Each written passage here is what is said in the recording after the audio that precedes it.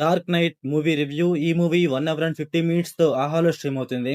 ఇంకా ఈ మూవీ ఎలా ఉందంటే, మూవీలో స్టోరీ గైస్ స్పీడ్ గానే స్టార్ట్ చేస్తారు. కాకపోతే స్టార్ట్ చేస్తారు అనేసి మనకు తెలియదు అనమాట. ఒక హాఫ్ అన్ అవర్ తర్వాత తెలుస్తుంది. అదేంటంటే మూవీ స్టోరీని అలా లింక్ చేశారు. అసలు మూవీ స్టార్టింగ్ లో ఒక యాక్సిడెంట్ అవుద్ది. అసలు ఎందుకు అయిందో ఏమో మరి. అక్కడ ఏంటంటే కావాలని ఏదో గుద్దుకున్నట్టు, ఏదో కావాలని క్రియేట్ చేసినట్టు అనిపిస్తా ఉంటది మనకి. అక్కడ యాక్సిడెంట్ అవ్వాలి, స్టోరీని మలుపు తిప్పాలి అన్నట్టుగా ఉంటది అక్కడ సీన్. ఇంకా మూవీలో స్టార్టింగ్ ఒక హాఫ్ అన్ అవర్ ఏంటంటే నార్మల్ గా వెళ్తా ఉంటది. ఏదో ఆ యాక్సిడెంట్ ని బేస్ చేసుకొని అలా తిప్పుతా ఉంటారు. అదైతే నాకైతే మరీ అంత అనిపించలేదు. హాఫ్ అన్ అవర్ తర్వాత మూవీలో ఫ్లాష్ బ్యాక్ స్టోరీ స్టార్ట్ అవుద్ది.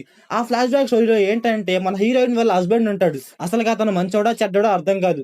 ఒక సీన్ లో మంచోడ్లా చూపిస్తారు, ఇంకొక సీన్ లో ఏమో చెడ్డోడ్లా చూపిస్తారు. ఇలా చూపించి అతన్నేమో అటు ఇటుగా అన్నట్టు చేసినారు. అంతే కదా మామ, చూపిస్తే వీడు ఇదిరా అని చూపించాలి. కాకపోతే అది కాదు ఇది కాదు, మా వాడు రెండు అంటారు. ఇంకా ఈ మూవీలో కాన్సెప్ట్ గైస్ డిజిటల్ మూవీలో డైరెక్ట్ గా లేపేశారు. అంటే చాలా వరకు మూవీలో కాన్సెప్ట్ ఏంటంటే ఆ మూవీ లాగే ఉంటది.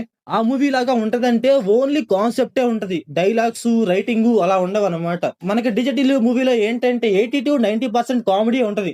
అసలు ఈ మూవీలో 0% కామెడీ ఉంటది. అక్కడక్కడ ఏదో ట్రై చేసినా సరే మనకైతే వర్కౌట్ అవ్వదు. అసలు నిల్లు కామెడీ అయితే. డీజే టిల్లు అంటే మళ్ళీ వెళ్ళిపోతారేమో చూడటానికి, అందుకని చెప్తున్నాను. డీజే టిల్లు మూవీలో కాన్సెప్ట్ తీసుకుంటారు, అక్కడక్కడ లైట్ లైట్ గా చేంజెస్ ఉంటాయి అంతే. క్లైమాక్స్ లో కొంచెం చేంజ్ ఉంటదిలేండి. సరే మూవీలో ఏమైనా ట్విస్ట్లు టాన్స్ ఏమన్నా ఉంటాయా అంటే నో అనమాట. ట్విస్ట్లు టాన్స్ ఏం ఉండవు. అంటే ఈ మూవీ ఒక thriller and love based movie. మూవీలో అయితే ట్విస్ట్లు టాన్స్ ఇవన్నీ ఉండరు. కాకపోతే అసలు ఉండవు అనమాట.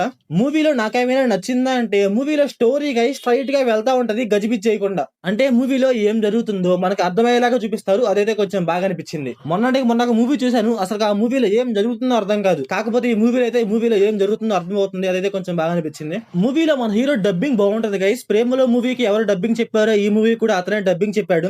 అతని డబ్బింగ్ అయితే కొంచెం బాగుంటది. డబ్బింగ్ విషయానికి వస్తే మూవీలో అందరు డబ్బింగ్స్ గైస్ చాలా అంటే చాలా బాగుంటాయి. కాకపోతే ఏంటంటే స్టోరీలోనే ఏముండదు. స్టోరీ ఏంటో నార్మల్ గా సప్పగా అలా వెళ్తా ఉంటది అంతే. అంటే ఈ మూవీ చూడాలరా అనేసి మూవీలో ఏ సీన్ కూడా అంత ఎంగేజింగ్ గా ఉండదు. ఇంకా ఈ మూవీ ప్లాట్ లైన్ ఏంటంటే, మూవీ స్టార్టింగ్ లోనే ఒక యాక్సిడెంట్ అవుతుంది. అసలు ఆ యాక్సిడెంట్ ఎందుకు అయింది, దాని తర్వాత ఏం జరిగింది అనేసి మనం మూవీలో చూస్తాం. ఇంకా ఈ మూవీ ఫ్యామిలీ వాచబుల్ అంటే నో గైస్, అసలు చూడకూడదు.